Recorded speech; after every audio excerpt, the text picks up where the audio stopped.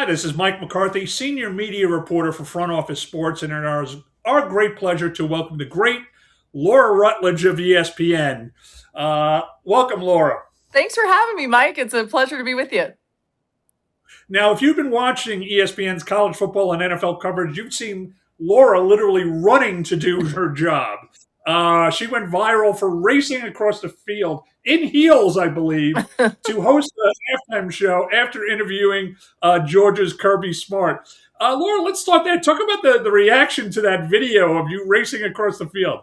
Yeah, I am sort of embarrassed because I did not know that anybody was going to be filming that. And had I known, I might have tried to run even a little faster. I was actually upset with myself because I've been on a long trip, and sometimes it's hard to think about all the packing and all the things that you would need, for the different roles and the different games and shows.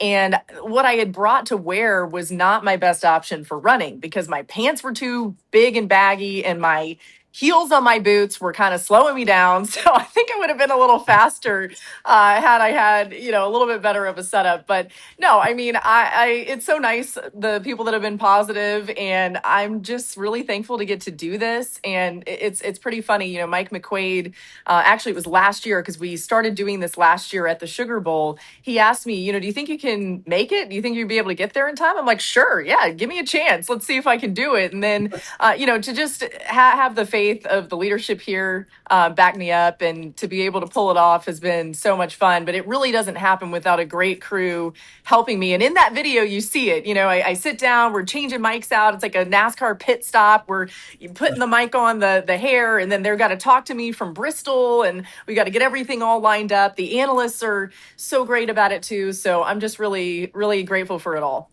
This has been the year of Laura Rutledge. In addition to hosting NFL Live and SEC Nation, you joined Monday Night Football, the iconic granddaddy of primetime football series, and you also do sideline reporting for college football. What's it like? How do you juggle all these assignments? When it comes down to juggling all of it, it's a matter of compartmentalizing time. So a lot of times, I'll be at the SEC Nation site, and then I'll have to switch gears really fast to do something for Monday Night Football. I'll be doing an interview for Monday Night Football, and it's just like being right where your feet are in that moment to make sure that you're super dialed in on whatever it may be. I think is the most important thing, and then trusting yourself too. I'm a big over preparer. I'm a big self doubter at times. And so for me, it's been constantly reminding myself, like, no, you've got this. You are prepared. You can show up, because inevitably with all these different roles, I can't do the level of prep that was probably too much, to be totally honest. I can't really do that every single time like I want to. But I think what's been interesting about that, Mike, is in some ways it's made me a better host. It's made me more curious. It's made me, not be somebody who's trying to force a stat in or force things in that maybe I would have in the past, just because I had done so much work on it, and still doing a ton of work because the fans deserve that. But just, being a little bit more present with my guys, and learning from them, I think has been an added benefit of all this craziness, Yeah. maybe. So I'm just constantly learning as I go and just loving it. Speaking of Monday Night Football, your fans on Twitter recently rushed to your defense when they thought that Sam Darnold blew you off after a post-game interview, but you were very quick to say that that was a misunderstanding. What happened?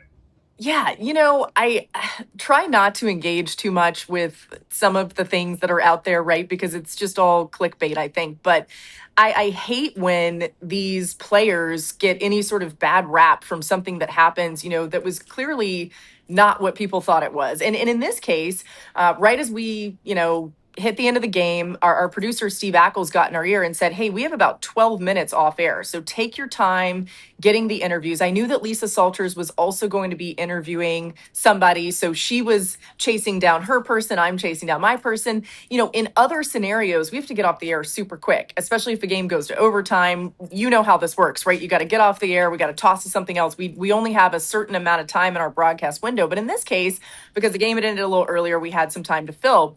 So I was kind of slow playing it, and Darnold saw me and he said, "Hey, do you want to go now?" And I said, "No, you actually have time." And that's what the camera caught, is me saying, "You have time, go do whatever you want to do." He said, "Well, I just want to go see Brock." And I said, "Okay, I'm going to be close by so that whenever you're done, we'll reconvene, we'll do the interview.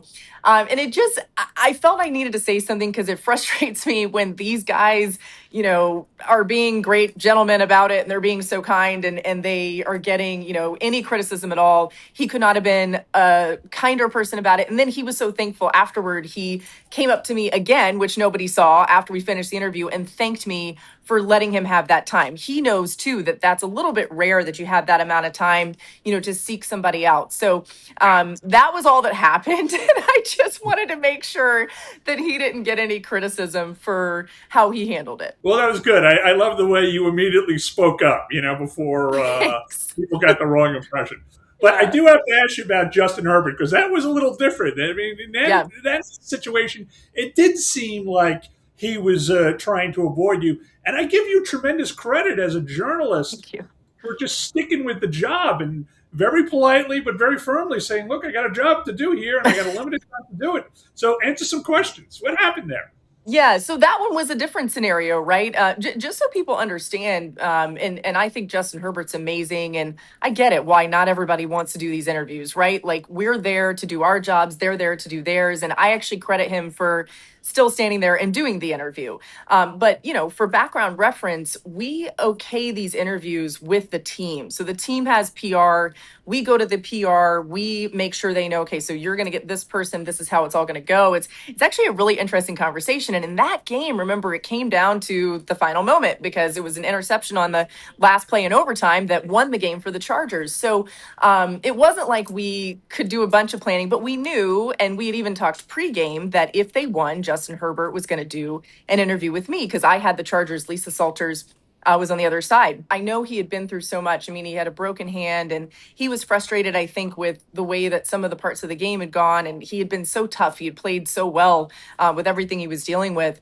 But I completely changed my interview structure because I wanted to get him out as fast as possible. I didn't want to keep him any longer than we had to. I'm so sensitive to, somebody not wanting to necessarily be there. And I get it, right? He doesn't want credit. He loves to give credit to his teammates. And I think that was a lot of the reason why it went the way that it did. But again, just credit to Justin for sticking through it and doing the interview. And, no hard feelings by me. There are so many people that are sitting on their couch and they think they sort of like understand what's going on. And that's all great. But it is also our job to bring the emotion of the game to life, right? And sometimes like what's happening down there on the field, they've just played in this crazy game. And then, all of a sudden, we're going to be talking to them. And that's kind of the beauty of it. People think, there are some fans that say we're bothering them and things like that. And I get that perspective, but it's also as a fan, like for me, I'm like, I want to know, what's happening down there, what's actually going on. And that really is sort of the truest inside peek of what these guys are actually dealing with down there. Well, Laura, I want to thank you for your time and thank you for joining Front Office Sports. Thanks for having me. I'm a big fan of yours, Mike, and appreciate all that you guys do.